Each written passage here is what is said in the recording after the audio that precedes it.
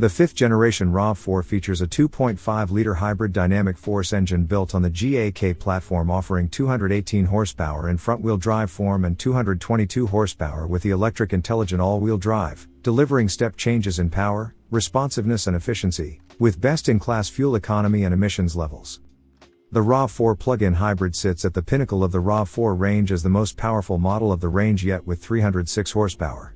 Together with a fuel consumption of 1 liter/100 kilometers, the RAV4 plug-in hybrid delivers both class-leading power and efficiency. Production of the 2023 Toyota RAV4 will begin in Q3 2022. The new RAV4 adopts Toyota's latest multimedia system, which features a new 10.5-inch screen with a high-definition color display. The standard system provides cloud-based navigation that allows for accurate journey planning with information that's constantly updated, plus live details of traffic and road events and how easy or hard it might be to find a parking place near your destination. Thanks to the included 4-year over-the-air smart service data package, customers can access Toyota's latest multimedia and navigation systems without having to pair their smartphones to the vehicle.